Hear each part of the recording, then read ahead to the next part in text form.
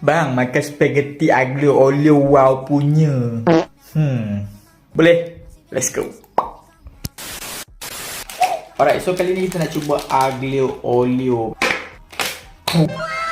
Tanpa basa-basi, bismillahirrahmanirrahim. Not bad. Cuma yang aglio olio ni dia rasa macam tawar sikit. Kau telajak buaya.